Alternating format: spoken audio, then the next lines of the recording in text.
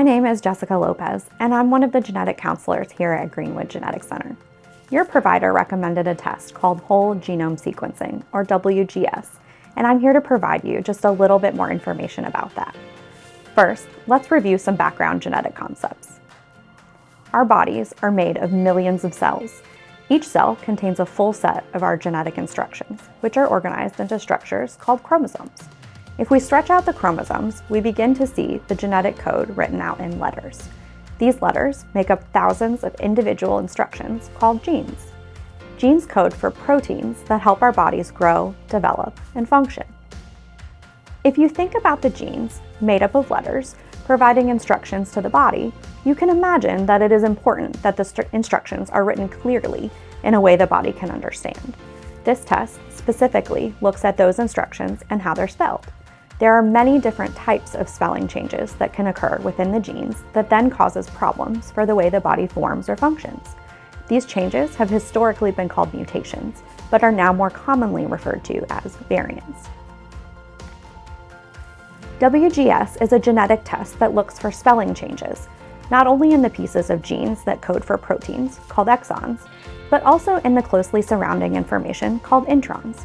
It also looks for small missing or extra pieces of DNA, known as deletions and duplications.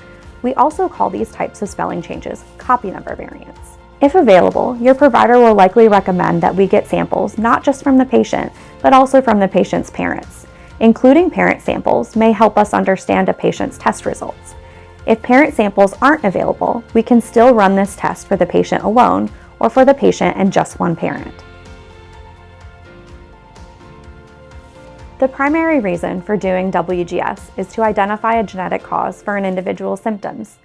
This test is phenotype-driven, meaning that your provider will share the patient's clinical features with the lab to help them filter through the genetic data in an informative way. Our intention is not to report all genetic changes an individual has, but rather those that are relevant to their medical history. These changes are considered primary findings. There are 3 different results that we can get from this testing. The first is a negative or normal result.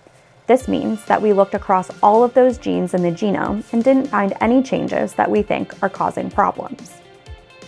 We can also find a positive or an abnormal result, which just means that we found a change in one of those genes that we think is causing part or all of a patient's symptoms.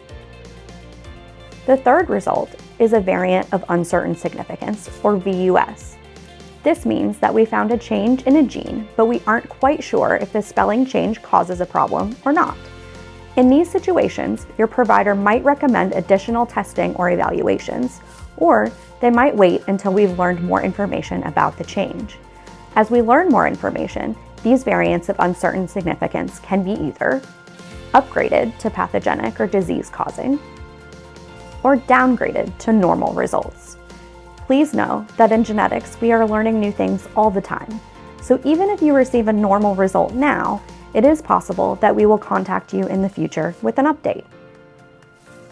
One of the ways we are able to update our interpretation of genetic variants over time is by connecting with other providers and researchers around the world.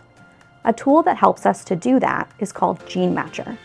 GeneMatcher is a database that follows strict safety and privacy protocols while connecting individuals that share interest in the same gene. The goal is to help solve unsolved cases. It is up to you if you would like the patient's information submitted to GeneMatcher, if applicable.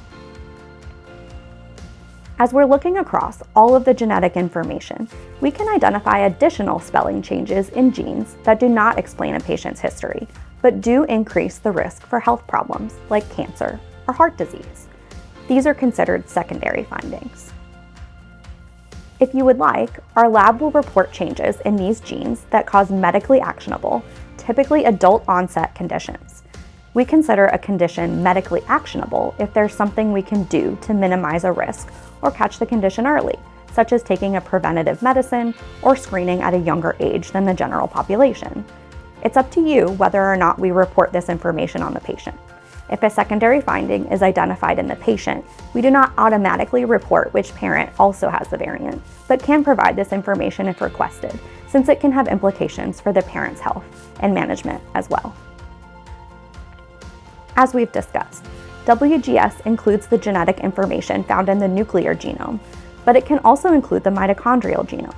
The mitochondria supply energy to our body. When they do not work properly, many body systems can be affected.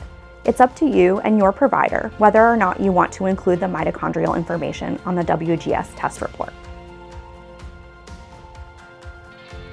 The intention of this testing is to identify a cause for a patient's concerns.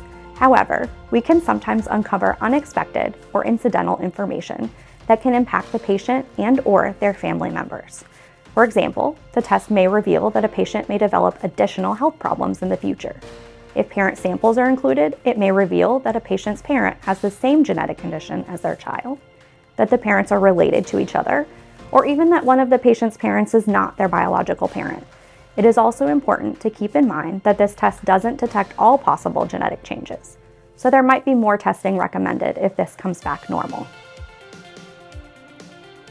Results of this test will be available about 10 weeks or 2.5 months after samples are received by our lab. Your GGC provider will contact you to review results and next steps. If you have any questions about this testing, reach out to your Greenwood Genetics Center providers and we'll be happy to answer your questions.